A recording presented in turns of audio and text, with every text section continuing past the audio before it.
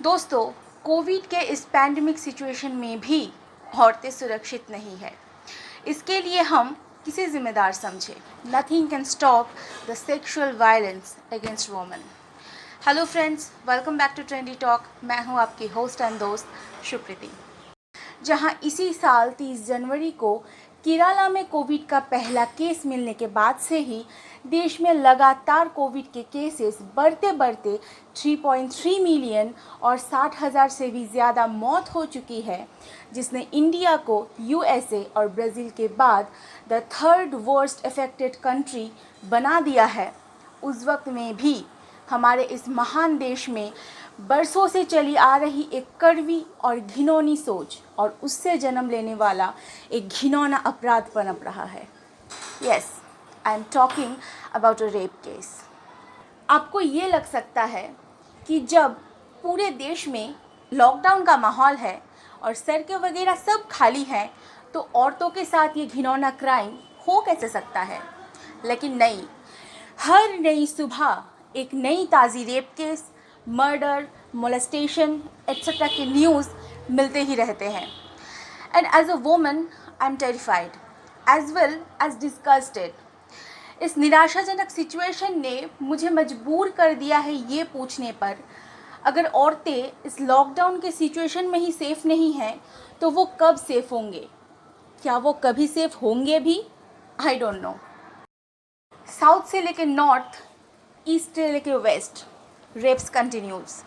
हाल ही में मिली एक रिपोर्ट के अनुसार उत्तर प्रदेश के लक्ष्मीपुर खेरी में एक लड़की की बड़ी ही बेरहमी से रेप करके उसकी हत्या कर दी गई और बैक टू बैक 10 दिन के अंदर ही 2 और सिमिलर केसेस देखने को मिले।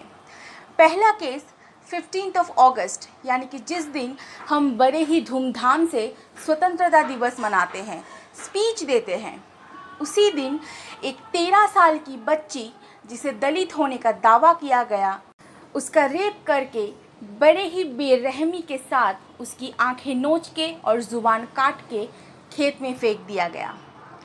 दूसरा केस 17 अगस्त को रिपोर्ट हुआ, जहां 3 युवाओं ने मिलकर एक टीनेजर का रेप किया और ये सिर्फ रिपोर्ट दर्ज कराए गए केसेस हैं। भगवान ही जाने अनरिपोर्टेड और कितने ही केसेस होंगे। मीनवाइल इसके पड़ोसी राज्य हरियाणा, जिसे कि एनसीआरबी की डाटा के तहत 2018 में असम और मध्य प्रदेश के बाद थर्ड हाईएस्ट रेप केसेस होने का दावा किया गया। यहाँ वायलेंस अगेंस्ट वुमेन किसी भी वायरस से ज़्यादा खतरनाक है।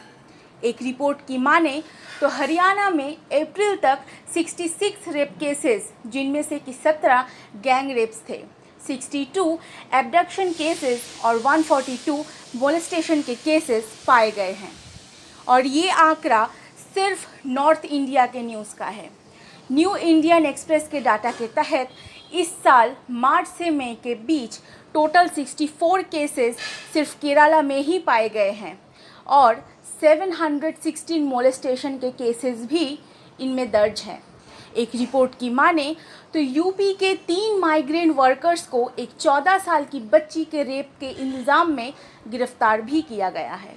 दोस्तों, एनसीआरबी डाटा की माने तो 2018 में 33,356 रिपोर्टेड केसेस में से ऑफेंडर्स विक्टिम्स के परिचित थे और ये एक चौंकाने वाले के साथ साथ सावधान करने वाली बात भी है। मार्च से मई के बीच रिपोर्टेड केस में से 5 केसेस ऐसे भी थे जहां बाप को बेटी के रेप के लिए जिम्मेदार पाया गया, इंक्लूडिंग 1 इंसिडेंट इन्वॉल्विंग अ 75-day-old बेबी गर्ल। ये है बात रेप केसेस की, लेकिन डोमेस्टिक वायलेंस का आंकड़ा हमें एक और ही भयानक कहानी बताती है। इस लॉकडाउन की स्थिति में डोमेस्टिक वायलेंस के केसेस ने पिछले 10 साल के रिकॉर्ड को भी पीछे छोड़ दिया है। NSW डाटा की मदद से US national bureau of economic research में जून में पब्लिश्ड एक स्टडी के मुताबिक मई महीने में डोमेस्टिक वायलेंस के केसेस रेड जोन एरिया में 131% इंक्रीज़ हुए हैं। औरतों को अक्सर ये सलाह दी जाती है कि वो रात में ज़्यादा देर तक बाहर सड़कों पर ना घूमें जिससे कि उनकी जान और फैमिली की इज्जत बरकरार रहे। पर अगर वो अपने खुद के घर में ही सेफ ना रहे तो, अगर आबरू बचाने वाले से ही उन्हें बेआबरू होना पड़े तो इसकी जिम्मेदारी कौन लेगा? तो क्या एक गुमनाम सड़क और अपना घर औरतों के लिए दोनों ही बराबर हैं, डरावना और खतरनाक? क्या जेंडर अनइक्वालिटी का इससे बड़ा एग्जाम्पल और सबूत हो सकता है, जहां मर्द कहीं भी सेफ हैं और औरतें कहीं भी नहीं? फिर से वही सवाल, आखिर जिम्मेदार है कौन? कोविड-19 के इस पैंडेमिक सिचुएशन में जहां positive cases and death numbers लगातार बढ़ रहे हैं, जहां पूरी दुनिया एक साथ ज़िंदगी और मौत के बीच अपनी ज़िंदगी गुजार रही है, वहां हम औरतों को खुद को 2 पल सेफ कहने तक की लग्जरी नहीं है। आखिर इसके लिए ज़िम्मेदार है कौन? हम इसके लिए ज़िम्मेदार ठहराए भी तो किसे? और अगर हमने किसी को जिम्मेदारी ठहरा भी दी, there is no guarantee that safety measures will be put in place.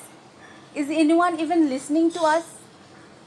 कल जो लोग औरतों के कपड़ों, उनका घर से बाहर जाना, उनका लड़कों से मिलना, दुपट्टे के गले पे ना होना, बॉस के साथ फ्रेंडली होना, लड़के से दोस्ती करना वगैरह वगैरह वगैरह को रेप्स के लिए ज़िम्मेदार मानते थे, अब उनका क्या कहना है?